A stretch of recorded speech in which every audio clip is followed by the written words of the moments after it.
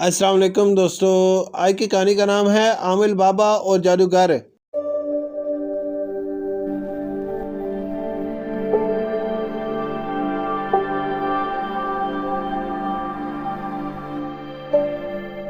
دو دوست 12 سال کا عمر اور 10 سال کا فراز رات کو نیند نہ آنے کی وجہ سے بستر سے اٹھ کر اپنے گھروں کے پاس والے جنگل میں نکل پڑتے ہیں۔ جب دونوں ایک دوسرے کو دیکھتے ہیں تو بات چیت شروع ہو جاتی ہے۔ فراز: ارے عمر فراز تم یہاں کیا کر رہے ہو؟ کیا تمہیں بھی نیند نہیں آئی؟ فراز: نہیں، ویسے کیا تم نے وہ روشنی دیکھی؟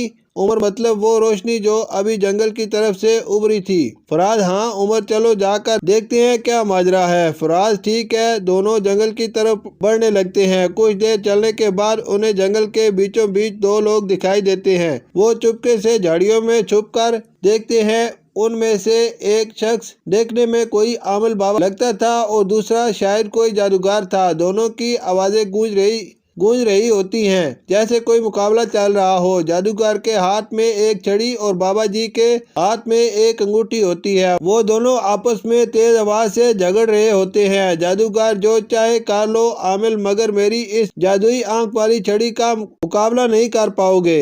بابا: آخر تمہارا مسئلہ کیا ہے؟ میں تو بس اپنی عبادت اور ریاضت کرنے یہاں آتا ہوں، نہ کہ تم سے مقابلہ کرنے، اور ویسے بھی تمہارے جادو کا روحانیت سے کوئی مقابلہ نہیں۔ جادوگر: میرا مسئلہ تم ہو۔ تمہاری ریاضت کی وجہ سے میرا جادو کمزور پڑا، مگر اب میں تمہیں نہیں چھوڑوں گا۔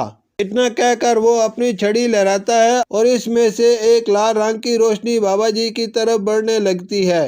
عامل بابا جلدی سے کچھ ورد پڑھتا ہے اور اپنے ہاتھ سے اس روشنی کو جنگل کی طرف پھیر دیتا، جو کہ ان دونوں بچوں سے ٹکرا جاتی ہے اور دیکھتے ہی دیکھتے دونوں بچے ہوا میں اڑنے لگتے ہیں۔ جیسے ہی اس عالم بابا کی نظر ان بچوں پر پڑتی ہے، وہ کچھ اور ورد دہرا کر بچوں کی طرف اشارہ کرتا ہے اور بچے واپس زمین پر آ جاتے ہیں اور وہ عامل بابا پھر جادوگر سے لڑنے میں مشغول ہو جاتا ہے۔ عمر: آخر یہ سب کیا ہو رہا ہے؟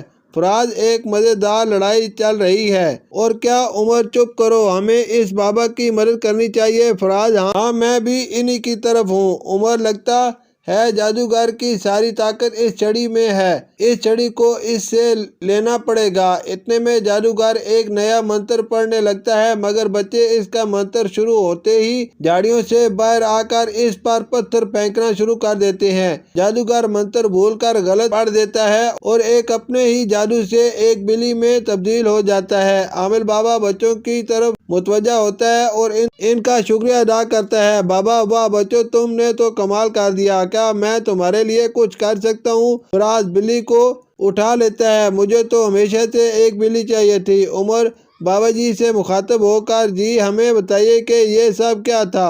بابا: دراصل میں اکثر اپنا عمل پڑھنے اور مراقبہ کرنے یہاں آیا کرتا ہوں، مگر آج اس جادوگر نے مجھ سے لڑنا شروع کر دیا، مگر تم بچوں نے بہت بہادری دکھائی، تم چاہو تو اس بلی کو رکھ سکتے ہو۔